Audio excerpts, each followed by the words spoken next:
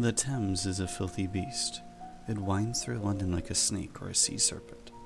All the rivers flow into it, the Fleet and the Tyburn and the Neckinger, carrying all the filth and scum and waste, the bodies of cats and dogs, and the bones of sheep and pigs down into the brown water of the Thames, which carries them east into the estuary, and from there into the North Sea in oblivion. It is raining in London. The rain washes the dirt into the gutters, and it swells streams into rivers, rivers into powerful things. The rain is a noisy thing, splashing and pattering and rattling the rooftops. If it is clean water as it falls from the skies, it only needs to touch London to become dirt, to stir dust and make it mud. Nobody drinks it, neither the rainwater nor the river water. They make jokes about Thames water killing you instantly, and it is not true. There are monarchs who will dive deep for thrown pennies, then come up again, spout the river water, shiver, and hold up their coins. They do not die, of course, or not of that, although there are no mudlarks over 15 years of age. The woman does not appear to care about the rain. She walks the Rotherhithe docks, as she has done for years, for decades. Nobody knows how many years, because nobody cares. She walks the docks, and she stares out to sea. She examines the ships as they bob at anchor. She must do something to keep body and soul from dissolving their partnership, but none of the folk of the dock have the foggiest idea what this could be. You take refuge from the deluge beneath a canvas awning put up by a sailmaker. You believe yourself to be alone under there at first, for she is statue still, and staring out across the water, even though there is nothing to be seen through the curtain of rain. The far side of the Thames has vanished. And then she sees you. She sees you and she begins to talk, not to you, oh no, but to the gray water that falls from the gray sky into the gray river. She says, "My son wanted to be a sailor." And you do not know what to reply, or how to reply.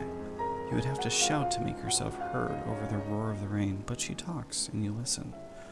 You discover yourself craning and straining to catch her words. "My son wanted to be a sailor. I told him not to go to sea. I'm your mother," I said. "The sea won't love you like I love you. She's cruel." But he said, "Oh, mother, I need to see the world. I need to see the sun rise in the tropics and watch the northern lights dance in the Arctic sky. And most of all, I need to make a fortune. And then, when it's made, I will come back to you and build you a house, and you'll have servants, and we will dance, mother.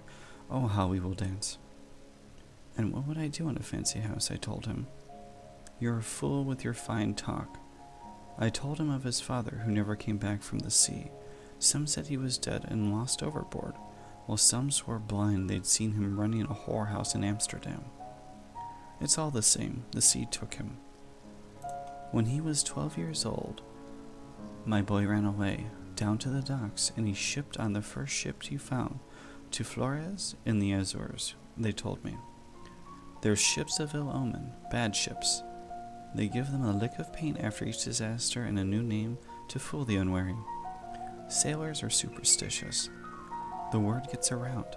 The ship was run aground by its captain, on orders of the owners, to defraud the insurers, and then, all mended and as good as new, it gets taken by pirates, and then it takes shipment of blankets and becomes a plague ship crewed by the dead, and only 3 men bring it into port in Harwich. My son had shipped on a Stormcrow ship. It was on the homeward leg of the journey, with him bringing me his wages, for he was too young to have spent them on women and on grog, like his father, that the storm hit. He was the smallest one in the lifeboat. They said they drew lots fairly, but I do not believe it. He was smaller than them. After 8 days adrift in the boat, they were so hungry. If they did draw lots, they cheated. They gnawed his bones clean, one by one, and they gave them to his new mother, the sea. She shed no tears and took them without a word. She's cruel. Some nights I wish he had not told me the truth. He could have lied. They gave my boy's bones to the sea, but the ship's mate who had known my husband and known me too, better than my husband thought he did, if truth were told. He kept a bone as a keepsake. When they got back to land, all of them swearing my boy was lost in the storm that sank the ship, he came in the night, and he told me the truth of it, and he gave me the bone, for the love there had once been between us. I said, "You've done a bad thing, Jack. That was your son that you've eaten." The sea took him too that night. He walked into her, with his pockets filled with stones, and he kept walking. He never learned to swim. And I put the bone on a chain to remember them both by. Late at night, when the wind crashes the ocean waves and tumbles them out to the sand, when the wind howls around the houses like a baby crying. The rain is easing, and you think she is done, but now, for the first time, she looks at you, and appears to be about to say something. She has pulled something from around her neck, and now is reaching it out to you. "Here," she says. Her eyes, when they meet you, are as brown as the Thames. "Would you like to touch it?" You want to pull it from her neck, to toss it into the river for the mudlarks to find or to lose. But instead you stumble out from under the canvas awning, and the water of the rain runs down your face like someone else's tears. This was Down to a Sunless Sea by Neil Gaiman.